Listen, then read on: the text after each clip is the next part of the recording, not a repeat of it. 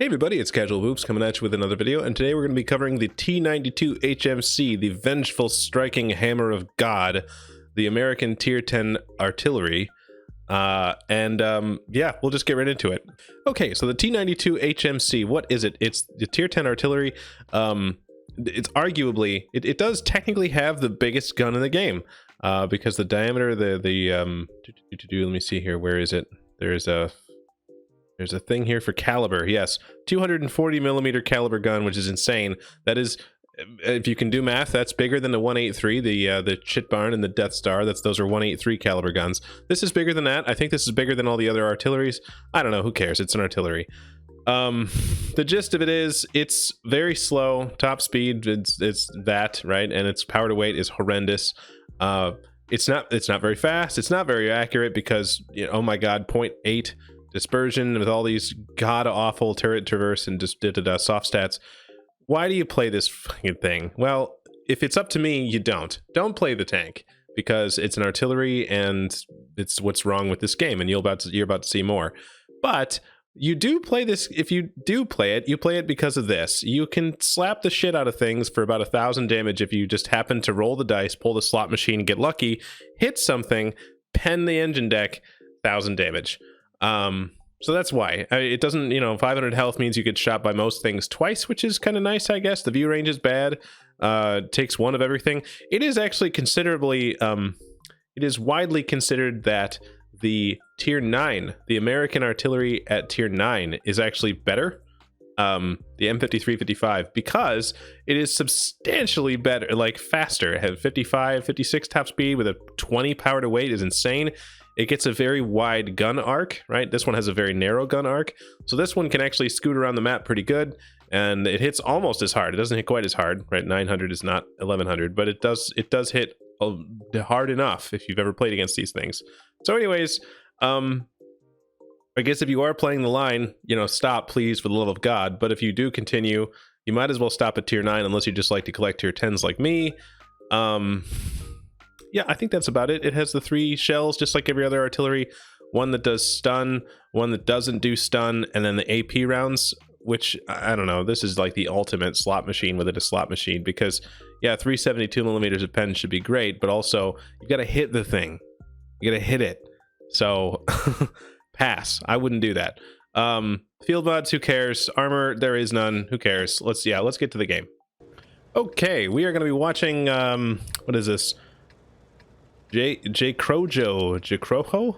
We're going to be playing as T92 on Morovanka and a Tier 9 and Tier 10 game. I'm playing this, I'm watching this at like 5x speed because this is the only way I can stand watching artillery games. So things going to move a lot faster than you would expect. Even wheelie boys are even crazier than normal. But he's going to go to, what is this, K6 and set up shop and sit there. And this is what artillery does. Gets your hold down God, or your top down God mode to look at, so you can see the entire map. And yeah, we're just gonna wait. He's gonna ignore the light tanks because you don't want to get distracted. If you pick a target, you see the trees down, then you stick with that because it takes so long to re-aim. And there's a 50-50 Kampfpanzer gets slapped for 500 damage because outplayed, right? So even from all the way across the map, that Kampfpanzer got outplayed, and you can tell that J. Crojo is better than the Kampfpanzer because he got shot and he took 500 damage. Of course, he's better.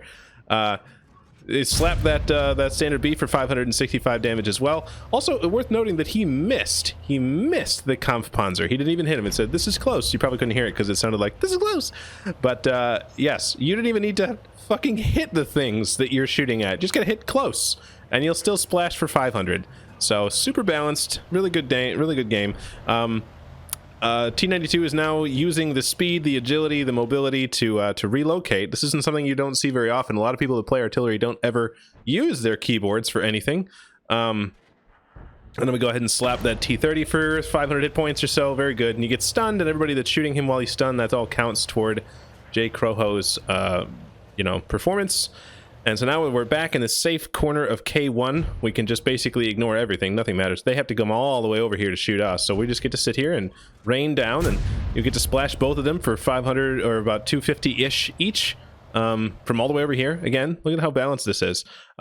But yeah, the Type 4 is dead. We have the EBR in our platoon is going to sit in the little back corner there, which is really smart, and provide spotting for all the TDs and stuff that are still there. And we're just going to continue to rain down balance.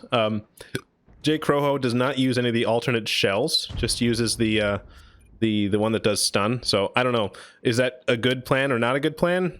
I don't know. I don't really play artillery enough to know the right play, but it does seem to be working. And the C75 is trying his best to just do anything and play the game, but no, he gets shot for 350 or so. So far, Jay Croho has done 2,600 damage in the game so far, and they just keep pushing. But again, I think they suspect they have figured out that they are being spotted by this artillery or the CBR. So Jay Croho is going to try to save his buddy. Misses, right? Unfortunately misses, but then also does 150 something damage anyways. So, you know, name another tank in the game that you can miss and still do 500 damage or 200 damage or whatever. I don't know. But yeah, so far in the game, the things aren't looking good. It's 5-8, and Jay Croho is one of those 5.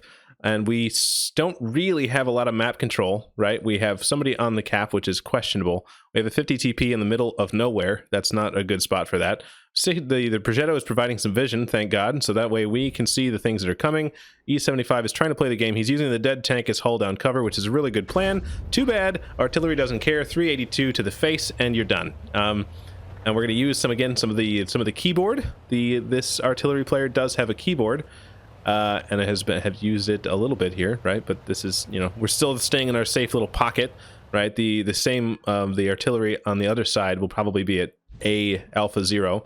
And look at that. That Standard B just got outplayed. You can tell that the Standard B is not as good at this game as the T92 player, because he took a 982 damage or whatever that was, 954. Just feel the balance coming off of this. I mean, because he had to shoot. I mean, he shot like, you know, 3 or 4 or 5 seconds in advance and just kind of hoped that the guy would drive into where the shell landed. And look at how big the reticle is. You really have no control. You're just hoping that it'll land in that general vicinity. And so luckily for the T92 and unluckily for the Standard B, he just happened to drive in the wrong spot, and that's all it took. So 900 damage to the face. Get balanced. Now we're going to go ruin this T62A's day. Oh, no, T62A juked it. He juked it. He felt the something was wrong in the force. And we're going to reload again to see the trees down here. And you can see we're trying to, he's trying to adjust to make his gun constraints so that if something is spotted, we can still shoot it, no matter where it is. And again, ML2 got outplayed from across the map. Look at that. H1 to, what is that? E9, all the way across the map. Nothing that ML2 could do. This is what we call balanced, right? This is fair. That ML2 got outplayed. He should have just stopped camping. If he wouldn't have been camping, he probably would still be alive. And that Standard B too, right? He was going as far, you know, full speed, I think, but still camping. Took 900 to the face. It's just a really balanced game. This is one of my favorite aspects of the game is artillery, because it just teaches people their place. That Grill 15 just took 1,080 to the face because, again, he was spotted. You made the mistake of being spotted, and that's not what good players do.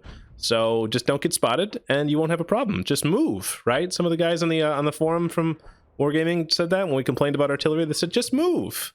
You know, don't worry about it. Only worry about things you can control. Things that are within your control, and just move. And like this, if this Gui would just move, I think he'd be fine, right? And this Waffle is here. He's spotted. We're gonna aim. We're gonna click and hope that he stays.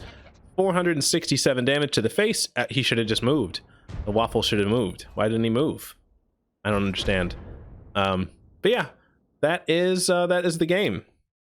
All right, so at the end of the game, Jay Croho ended up taking home 6,024 damage, 2 kills, 3,700 assisted right from the stun, which is a high caliber, a Gores medal, an ace tanker, you know, kind of the works. And then of course he also got 1,135 base XP, which is really good, especially for an artillery.